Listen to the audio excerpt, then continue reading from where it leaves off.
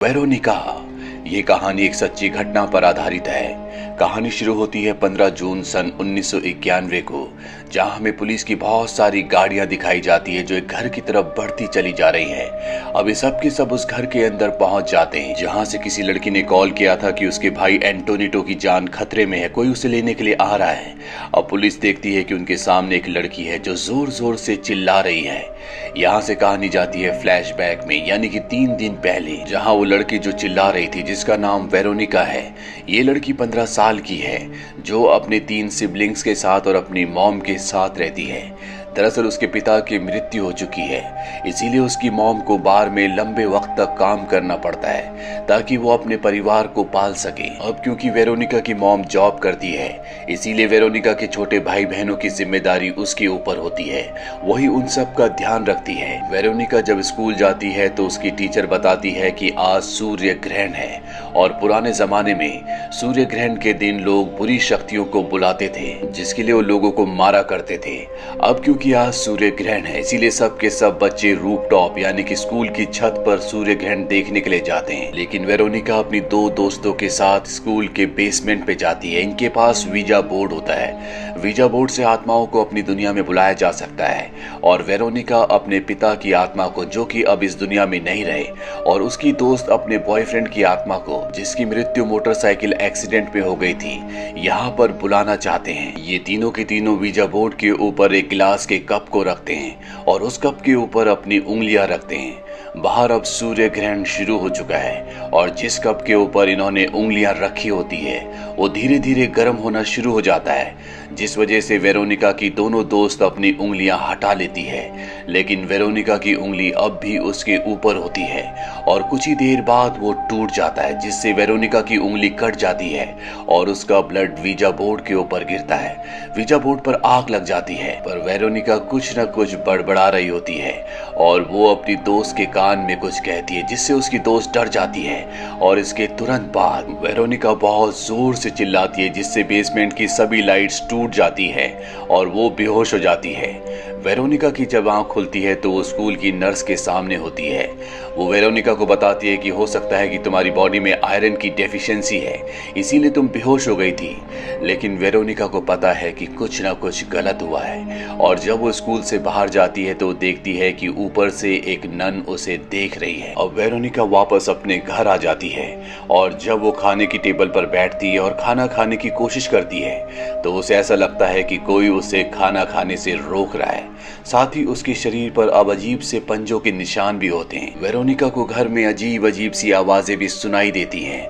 Veronica को कुछ समझ नहीं आता कि ये क्या हो रहा है, और एक दिन जब वो अपने छोटे भाई एंटोनिटो को नहला रही होती है तभी उसे बाहर से कुछ आवाज आती है, और जब वो बाहर ड्राइंग रूम में जाती है तो देखती है कि शैंडलियर अपने आप ही जल बुझ रहा है। पर इससे पहले कि वो कुछ समझ पाती, दरवाजा बंद हो जाता है। वो किसी तरह से दरवाजा खोलकर वापस अपने भाई के पास आती है जो बाथटब में बैठा होता है। लेकिन बाथटब का पानी अब बहुत ज्यादा गर्म है, जिससे एंटोनिटो को बहुत तकलीफ हो रही होती है। वो एंटोनिटो को बाथटब से बाहर निकालती है और देखती है कि उसके शरीर में गर्म पानी की वजह से रैशेस हो गए हैं। वो अपने भाई से माफी मांगती है, पर उसका भाई कहता है कि इसमें तुम्हारी कोई गलती नहीं है। इसके बाद वेरोनिका अपने कमरे में सोने के लिए चली जाती है, और तभी हमें उसके कमरे में एक साए को दिखाया जाता है जो वेरोनिका को देख रहा होता है। अब जब वेरोनिका अगले दिन स्कूल जाती है तो वो अपनी दोनों दोस्तों से बात करने की कोशिश करती है, लेकिन उसकी दोस्त उससे बात नहीं करती और वहां से चली जाती है।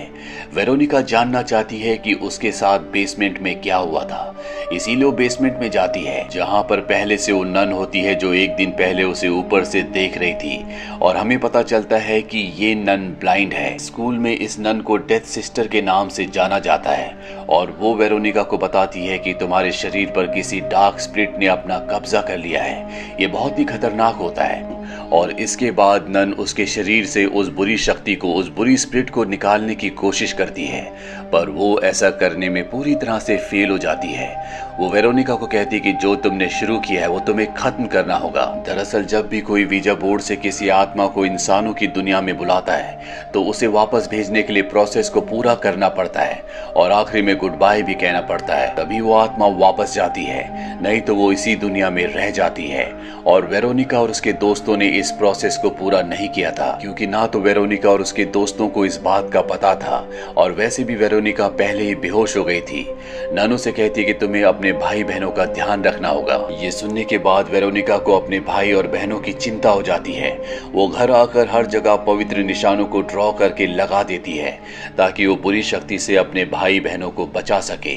उसी रात को जब वो चादर सुखा रही होती है तो वो देखती है कि सामने के घर पर एक परछाई है। वो डर कर भागकर अपने भाई के कमरे में जाती है, जहां पर उसे दीवार पर वो काला साया दिखता है जो उसे पहले देख रहा था। वो साया अपना हाथ बढ़ाता है और वेरोनिका ने जितने भी पवित्र निशानों के चिन्ह यहाँ पर लगाए थे उन सब को जला देता है और इसके बाद वो उसके भाई पर भी हमला करता है। वेरोनिका डर कर अपने भाई को उठाती है और उसका भाई कहता है कि तुमने ही मुझ पर हमला किया था। वेरोनिका इस घटना से बुरी तरह से डर जाती है, इसीलिए वो तय करती है कि वो अपने भाई बहनों को अपने साथ ही सुलाएगी।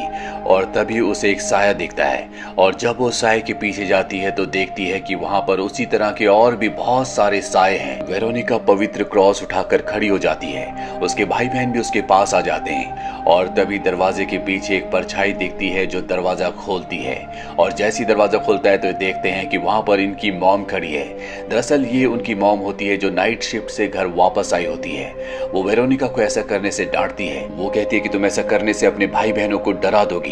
दरअसल उसे नहीं पता होता कि वेरोनिका के साथ क्या हो रहा है। अब जब वेरोनिका सो जाती है तो उसे बहुत ही खतरनाक सपना आता है, जिस सपने में उसकी ब्लीडिंग भी शुरू हो जाती है। तभी वेरोनिका की आंख खुल जाती है, वो बाहर जाती है और जब वो वापस अपने बेड पर आती है तो देखती है कि उसके बिस्तर पर ब्लड है, जिससे उसे पता चलता है कि उसका फर्स्ट पीरियड शुरू हो चुका है, क्योंकि उसकी उम्र अभी मात्र 15 साल है। और वेरोनिका उस मैट्रेस को स्क्रब करना शुरू कर देती है ताकि उससे ब्लड के निशान मिटा सके। और जब वो मैट्रेस को उठाकर नीचे देखती है तो वहां पर जलने के निशान होते हैं, जिससे उस मैट्रेस पर एक आकृति बनी होती है। इसके बाद वो अपने भाई बहनों के मैट्रेसेस को भी देखती है, जिनके मैट्रेसेस के नीचे भी इसी तरह के जलने के निशान होते हैं। इस बात से वो घबरा जाती है और एक बार फिर से वो स्कूल की नन के पास जाती है, जिसे सिस्टर डेथ भी कहा जाता है। वो उसे सब कुछ बताती है। सिस्टर डेथ कहती है कि जब मैं छोटी थी तो मुझे भी इसी तरह के साए दिखते थे, जिनसे मैं बहुत ज्यादा डर जाया करती थी, इसीलिए मैंने अपनी आंखें फोड़ दी, लेकिन उसका कोई फायदा नहीं हुआ क्योंकि मैं उन्हें आज भी देख सकती हूँ। और अगर तुम उस बुरी स्पिरिट से अपने आप को और अपने परिवार को बचाना चाहती हो तो एक बार फिर से तुम्हें वीजा बोर्ड से दूसरी दुनिया का दरवाजा खोलना होगा और वो काम पूरा करना होगा जो पिछली बार तुमने अधूरा छोड़ दिया। तुम्हें इस बार स्पिरिट को गुड बाय कहना होगा, जिससे वो अपनी दुनिया में चली जाएगी। और अब वेरोनिका को समझ में आ जाता है कि किस तरह से वो उस बुरी स्पिरिट से अपने आप को और अपने परिवार को बचा सकती है। इसीलिए वो उस पार्टी में जाती है जहां पर उसकी वो दोनों दोस्त होती है, जिनके साथ उसने पिछली बार वीजा बोर्ड से दूसरी दुनिया का रास्ता खोला था। वो उनसे मदद मांगती है, लेकिन वो उसके साथ अब इस काम में नहीं आना चाहती। और तभी वो लड़की जिसके कान में वेरोनिका ने कुछ कहा था, वो बताती है कि तुमने कहा था कि मैं 5 दिनों में मर जाऊंगी। और वेरोनिका वहां से वापस अपने घर आ जाती है और वो किसी भी कीमत पर उस बुरी स्पिरिट से छुटकारा पाना चाहती है, अपने परिवार को बचाना चाहती है। इसीलिए वो तय करती है कि इस बार वो अपनी फ्रेंड्स के बदले अपनी सिस्टर्स को वीजा बोर्ड के सामने बैठाएगी और उसे एक्टिव करने के बाद वो उस बुरी स्पिरिट को गुड बाय कहेगी, जिससे वो हमेशा के लिए यहाँ से चली जाएगी। वो अपने छोटे भाई एंटोनिटो को किताब में पवित्र सिंबल दिखाती है और कहती है कि इसे घर की दीवारों पर बना दो। एंटोनिटो उस पेज को पलट देता है। दरअसल ये उससे उसी बुरी स्पिरिट ने करवाया होता है जो इनके घर पर है। और एंटोनिटो पवित्र सिंबल बनाने की बजाय दूसरे सिंबल को बना देता है, जिससे कि बुरी शक्तियां घर की तरफ अट्रैक्ट होंगी। अब वेरोनिका को दिखाया जाता है जो एक बार फिर से वीजा बोर्ड को जोड़ती है, जो पिछली बार फट गया था। उसके ऊपर कांच के गिलास को रखती है और अपनी सिस्टर्स को आमने सामने बिठाती है। ये तीनों की तीनों गिलास के ऊपर अपनी उंगलियां रखते हैं, जिस तरह से इन्होंने पिछली बार रखी थी। और अब ये दूसरी दुनिया के दरवाजे को खोलते हैं और उस बुरी शक्ति को, उस बुरी स्पिरिट को गुड बाय कहते हैं। पर वो स्पिरिट इन्हें गुड बाय कहने से मना कर देती है। इसके बाद कैंडल्स बुझ जाती है और जो गिलास वीजा बोर्ड के ऊपर होता है वो अपने आप ही लुढ़क कर दरवाजे के पास चला जाता है। घर की सारी लाइट्स भी बंद हो जाती है और अब वेरोनिका बहुत ज्यादा डर चुकी है, इसीलिए वो पुलिस को कॉल करती है और कहती है कि मेरे भाई की जान खतरे में, जल्दी से यहाँ पर आ जाओ। और यहीं से इस कहानी की शुरुआत हुई थी जब वेरोनिका ने पुलिस को कॉल करके अपने घर पर मदद के लिए बुलाया था। अब वेरोनिका देखती है कि उसके भाई को उस बुरी शक्ति ने उठा लिया है, वो उसे अपने साथ ले गई है। वेरोनिका अपने भाई को ढूंढने के लिए वॉशरूम में जाती है जहां पर उसका भाई उसे मिल जाता है। वो अपने भाई को गोद में उठाकर अपनी बहनों के साथ नीचे आ जाती है। पर इससे पहले कि सब के सब घर से बाहर निकलते वेरोनिका अपने आप को मिरर में देखती है और देखती है कि उसके हाथ में कोई भी नहीं है, ये सिर्फ उसका भ्रम था। ये देखकर वो डर जाती है क्योंकि उसका भाई अब भी घर के अंदर है। इसीलिए वेरोनिका को एक बार फिर से घर के अंदर जाना पड़ता है और जब वो अंदर जा रही होती है तो सभी चीजें गिरना शुरू हो जाती है। वेरोनिका एक क्लोसेट में पहुंच जाती है जहां पर उसका भाई छुपा हुआ होता है। वेरोनिका उसे अपने साथ चलने को कहती है लेकिन वो साफ साफ मना कर देता है। वो कहता है कि मैं तुम्हारे साथ नहीं जाऊंगा। और तभी वेरोनिका अपने आप को टूटे हुए शीशे में देखती है। शीशे की दूसरी तरफ उसे काला साया दिखता है। वेरोनिका को समझ में आ जाता है कि इसी साय ने, इसी बुरी स्पिरिट ने उसके शरीर पर कब्जा किया है और आज तक उसके घर में जो भी घटनाएं हुई है, जितनी बार भी उसके भाई बहनों पर, उसके परिवार पर हमला हुआ है, वो खुद उसी ने किया है।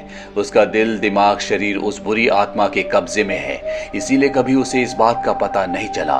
पर अब वो इस बात को जान चुकी है, इसीलिए वो जानती है कि जब तक वो खुद को नहीं मारेगी तब तक उसके परिवार को इस बुरी स्पिरिट से छुटकारा नहीं मिलेगा। इसीलिए वो अपने आप को मारने की कोशिश करती है लेकिन वो स्पिरिट उसे रोक लेती है और हवा में उठाकर उसे टॉर्चर करना शुरू करती है। और ठीक इसी वक्त पुलिस वाले यहाँ पर आ जाते हैं। वो वेरोनिका की ऐसी हालत देखकर घबरा जाते हैं क्योंकि वो हवा में उड़ रही होती है, वो तड़प रही होती है और अगले पल वो नीचे गिर जाती है।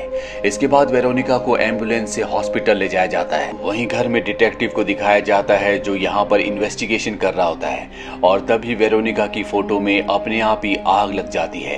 ठीक उसी पल उसे कॉल आता और बताया जाता है कि वेरोनिका की मृत्यु हो गई है। डिटेक्टिव को इस बारे में कुछ भी समझ नहीं आता। अगले 5 सालों तक उसे समझ नहीं आता कि किस तरह से वो इस केस को एक्सप्लेन करे और 5 सालों बाद वो वेरोनिका की केस की फाइल में लिखता है कि ये एक पैरानॉर्मल एक्टिविटी का केस था। इसके बाद इस केस को बंद कर दिया जाता है और उसी केस की फाइल के आधार पर इस फिल्म को बनाया गया है। तो ये थी एक सच्ची कहानी फिल्म वेरोनिका की। ये फिल्म ईयर 2017 में रिलीज हुई थी। IMDb पर इसकी रेटिंग है 6.2। उम्मीद करते हैं कि ये कहानी आपको पसंद आई होगी।